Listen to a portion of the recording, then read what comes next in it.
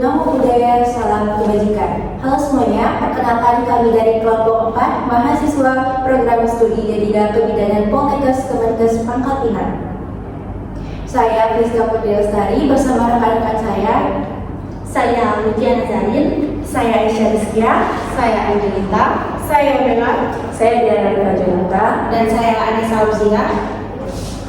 Video presentasi ini disusun untuk memenuhi tugas mata kuliah praktik anatomi fisiologi yang diampu oleh Ibu Teza Resti Permata, SSTMK.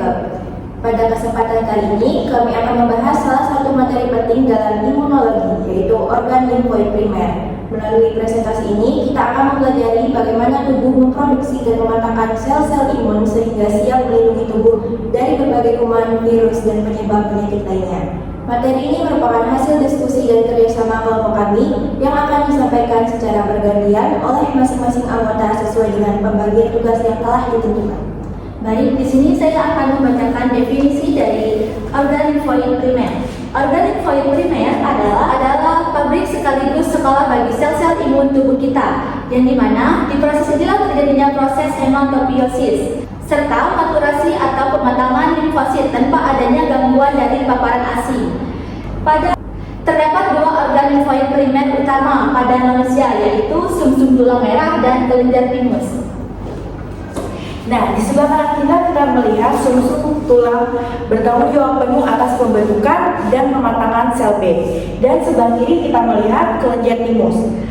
Sel T berpindah dari sumsum tulang ke timus untuk dimatangkan menjadi sel T helper dan sel T sitotoksik.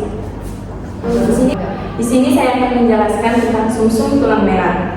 Sumsum tulang merah memproduksi seluruh jenis sel darah, mulai dari sel darah merah, trombosit, hingga 60-70% limfosit. Sel B mengalami seluruh tahapan dari awal pembentukan hingga matang di sumsum tulang. Setelah matang, sel B siap memproduksi antibodi yang berfungsi menangkap patogen asing. Di sini saya akan menjelaskan kelenjar timus. Sementara itu, kelenjar timus terletak di bagian dada atas atau mediastinum. Timus berfungsi khusus meletakkan sel T. Di dalam timus terdapat jaringan kompleks yang terdiri dari sel epitel, sel dendritik, dan makrofag yang bertugas melatih sel T. Di sini saya akan menjelaskan diferensiasi sel T.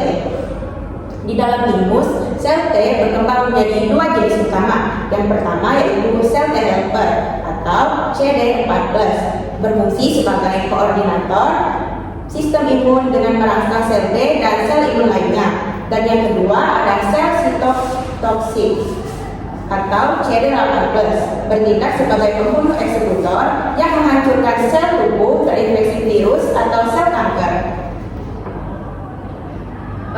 Adapun seleksi ketat di timus, proses pelatihan di timus sangatlah ketat melalui dua tahapan, yaitu seleksi positif dan seleksi negatif. Seleksi positif memastikan sel T mampu mengenali protein MHC tubuh, dan seleksi negatif memusnahkan sel T yang berpotensi menyerang jaringan tubuh sendiri. Faktanya, sekitar 95% hingga 98% kandidat sel T gagal dalam tes ini dan mengalami kematian sel terprogram apoptosis demi mencegah timbulnya penyakit autoimun. Nah, singkatnya, sumsum tulang dan merah berfungsi sebagai produsen utama sel darah dan tempat pematangan sel B, sedangkan kelenjar timus adalah pusat edukasi dan pematangan sel T. Keduanya bekerja secara harmonis untuk membentuk fondasi imun yang kuat. Sebagai penutup, dapat kami simpulkan bahwa organ limfoid primer, yaitu sumsum tulang dan timus, memiliki peran yang sangat penting dalam sistem kekebalan tubuh.